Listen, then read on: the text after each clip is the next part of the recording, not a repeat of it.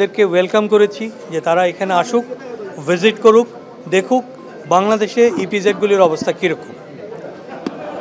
আমরা এখন পর্যন্ত জানি এখানে 100 জন ডেলিগেশন আসবেন, এই পর্যন্ত 30 জন আসছেন, আরও বাকিরা আসবেন, একটু পরেই আসবেন। সবাই আসলে আমরা তাদেরকে নিয়ে বিভিন্ন সাইট, কয়েকটা ফ্যাক্টরি এবং অন্যান্য ইনস্টলেশনগুলি দেখাবো। তাদেরকে কি উদ্বুদ্ধ করবেন তাদেরকে এখানে ইনভেস্ট করার জন্য? না, মূলত তারা ইয়েস, বেসিক্যালি তো তাই। ওনারা তো বিনিয়োগ সম্মেলনে আসতেছেন, ওটা হচ্ছে থিওরিটিক্যাল পোর্শন। প্র্যাকটিক্যালি বাংলাদেশে বিনিয়োগের কি অবস্থা সেটা বিনিয়োগ বোর্ড বিডা তারা চাচ্ছে যে বাংলাদেশে অবস্থিত অন্যান্য ইপিজেডগুলি কোনটা কি অবস্থায় আছে সেটা সরজমিনে তাদেরকে দেখানো, এবং তারা দেখার পরে they will make up their mind যে বাংলাদেশে বিনিয়োগের সত্যিকার অবস্থা কী এবং কীভাবে এখানে বিনিয়োগ আরও বৃদ্ধি করা যায় সেটাই। আমরা তো অলরেডি অনেক দিন থেকেই আমাদের ইপিজেড চালু আছে, এখানে ইনভেস্টমেন্ট হচ্ছে, আগামীতেও ইনশাল্লাহ আরও ইনভেস্টমেন্ট হবে আমরা আশা করি।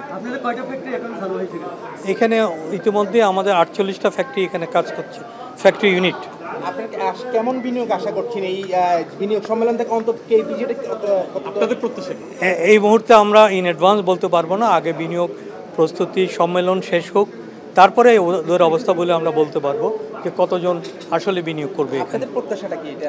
না, আমাদের প্রত্যাশা বাংলাদেশ এই মুহূর্তে, আমাদের প্রিপারেশন তো আছেই, আমরা যে কোনো বিনিয়োগ নিতে পারবো, কিন্তু প্রশ্ন হচ্ছে এই মুহূর্তে সব কিছু বিবেচনা করেই তো বিনিয়োগকারীরা বিনিয়োগ করবে, শুধু কেপিজেডের অবস্থা দেখে নয়। KPZ is ready for any kind of investment. Thank you. Thank you. পুরো নামটা কি? কর্নেল শাহজাহান। এতক্ষণ কর্নেল শাহজাহান তিনি বক্তব্য রাখছিলেন গণমাধ্যমের সামনে। তিনি কোরিয়ান যে ইপিজেড ইয়াংওয়ানের এই ইপিজেডটির এমডি হিসেবে দায়িত্ব পালন করছেন দীর্ঘ সময় ধরে।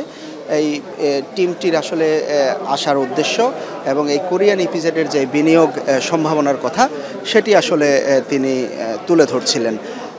এবং আমরা দেখছি যে যারা বিনিয়োগকারী, বিশেষ করে কোরিয়ান বিনিয়োগকারীরা এরই মধ্যে এসে পৌঁছেছে এই কারখানাটিতে, এবং বলা হচ্ছে যে প্রায় 30 জনের মতো কোরিয়ান সাংবাদিক তারা এরই মধ্যে এসে পৌঁছেছেন। আমরা কোরিয়ান ইপিজেডের যিনি চেয়ারম্যান রয়েছেন, যিনি 1993 সাল থেকে এই কোরিয়ান ইপিজেডটি পরিচালনা করছেন, তাকেও দেখতে পাচ্ছি। বিনিয়োগকারীদের সাথে তিনি এই মুহূর্তে কথা বলছেন এবং তাদেরকে এই কোরিয়ান ইপিজেডের বিভিন্ন বিষয় সম্পর্কে তুলে ধরছেন। তবে তিনিও যেহেতু কোরিয়ান, তিনিও আসলে তাদের সাথে তাদের ভাষায় কথা বলছিলেন, যেটি বেশ উপভোগ করছেন এখানে আসা নতুন বিনিয়োগকারীরা।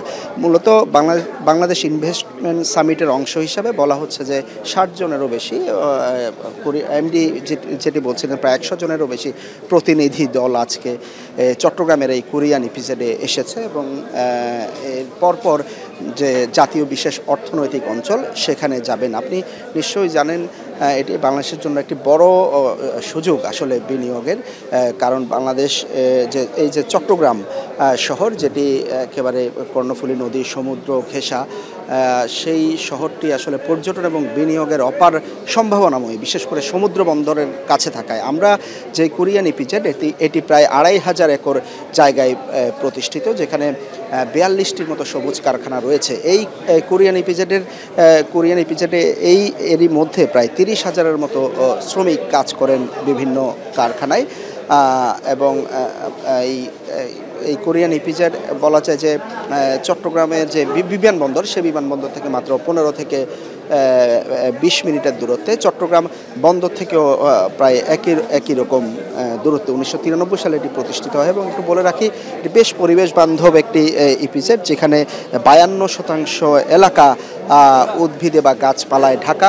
25টির মতো কৃত্রিম লেক রয়েছে, যেখানে সেই কৃত্রিম লেক রয়েছে, সেই লেকগুলোতে বছর জুড়ে পানি জমা থাকে, পানির উৎস থাকে সেই লেকগুলোতে, এবং প্রাকৃতিকভাবে পানি থাকে, এবং প্রায় 27 লাখের মতো গাছপালা লাগানো। এটি একেবারে সবুজে ঢাকা একটি ইপিজেড, এবং বলা যায় যে এটি চট্টগ্রাম শহরের বাইরের যে অর্থনৈতিক চট্টগ্রাম শহরের বাইরের যে কাছের যে উপজেলা আনোয়ারা, সেখানে অর্থনীতি বিনিয়োগের নতুন সম্ভাবনা তৈরি করেছে। তো এই ডেলিগেট টিমটির দিকে আসলে তাকিয়ে আছে চট্টগ্রামের মানুষ, চট্টগ্রামের আরও যারা এখানকার বিনিয়োগকারী রয়েছেন, ব্যবসায়ী রয়েছেন, তারা আশা করছেন যে এই সম্মেলনের মাধ্যমে এই ডেলিগেট টিমের পরিদর্শনের মধ্য দিয়ে বিনিয়োগের যে সম্ভাবনা, যে চ্যালেঞ্জ, সেই বিষয়গুলো উঠে আসবে। এই কোরিয়ান ইপিজেডের পরে গিয়ে এই ডেলিগেট টিমটি চট্টগ্রাম মিরেশ্বরে যে জাতীয় বিশেষ অর্থনৈতিক অঞ্চল, সেই অঞ্চলটি মূলত সেখানেও পরিদর্শন করবেন। সেটিও প্রায় 30,000 একরের এবং সম্ভাবনাময়ী একটি অর্থনৈতিক অঞ্চল পুরো দেশের জন্য। সেখানকার বিনিয়োগের যে সম্ভাবনা, যেই চ্যালেঞ্জ বা সেই জায়গাগুলো আসলে পরিদর্শন করবেন আজকে, এবং এটিকে একটি নতুন সম্ভাবনার জায়গা হিসাবে আসলে সবাই দেখছেন।